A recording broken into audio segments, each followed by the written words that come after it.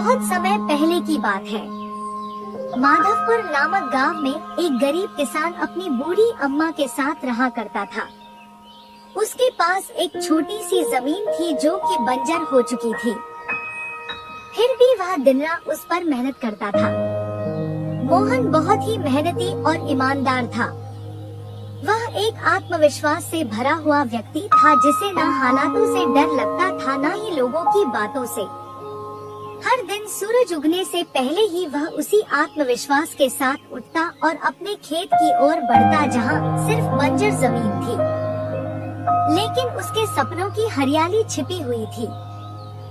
उसे यकीन था कि एक दिन उसकी मिट्टी उसे जरूर जवाब देगी, सोने जैसी फसल बनकर। ओ बेटा मोहन, तेरे लिए मैंने जमींदार से बात कर ली है। वो तुझे अपने पास काम पर रख लेंगे।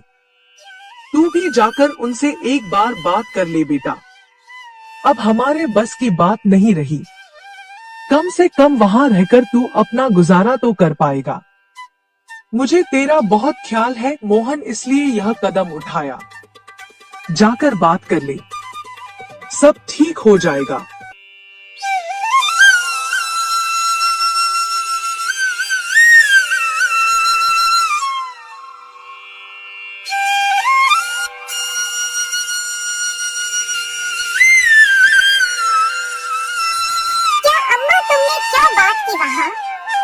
मैं नहीं जाऊंगा। हमारा खुद का खेत है तो मैं दूसरों के पास क्यों काम करने जाऊं? मैं गरीब सही मगर खुददार हूँ। मैं अपनी मिट्टी में पला हूँ, उसी में पसीना बहाऊंगा। चाहे जितनी भी मुश्किल हो अम्मा, मैं अपनी ही जमीन पर मेहनत करूंगा। किसी और की नौकरी नहीं करूंगा। अरे मोहन, उस बंजर जमीन में क्या उगाएगा तू? वो जमीन अब बिल्कुल बेकार हो गई है बेटा। ना उसमें नमी बची है ना जान। तू अपनी जिंदगी यूं ही जाया कर देगा। उस जमीन को संवारते संवारते मैं जानती हूँ तेरा हौसला बड़ा है, पर बेटा हौसले से पेट नहीं भरता। तू मेरी बात मान ले। वो जमींदार कम से कम तुझे रोज की रोटी तो देगा। अपनी जिद छोड़ दे बेटा। तू थक जाएगा पर वो जमीन कुछ नहीं देगी तुझे। अरे अम्मा, तुम बेकार में ही इतनी परेशान हो रही हो। देखना, एक दिन मैं उसी जमीन से सोना निकालूंगा। यह जमीन ही हमारी सबसे बड़ी ताकत बनेगी। मोहन खेत में काम कर ही रहा था कि तभी वहाँ पर एक आदमी आकर बोला, अरे मोहन भैया, आपको भी मानना पड़ेगा। आप फिर से इस बंजर जमीन पर मेहनत कर रहे हैं।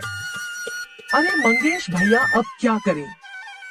जमीन हमसे ज्यादा मेहनत करवा रही है, पर क्या करें? धरती तो माँ समान होती है, जैसा वह चाहे वैसा ही करना पड़ता है।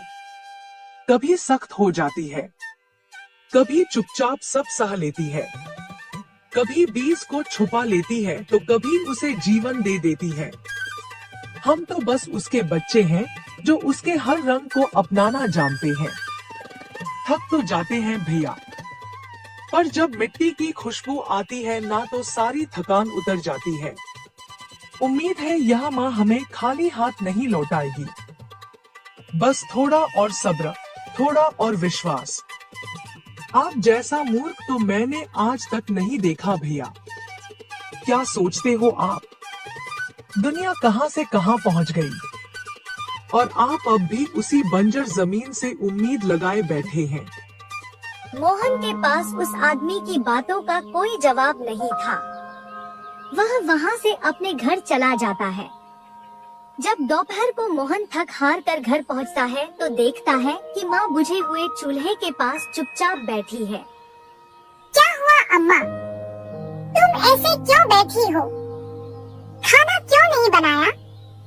क्या बात है? बेटा, चूल्हा जलाने के लिए लकड़ियाँ नहीं है, इसीलिए चूल्हा कैसे जलेगा? बस इतनी सी बात है अम्मा। मैं अभी जाकर ले आता हूँ लकड़ियाँ। मोहन लकड़ियाँ लाने जंगल चला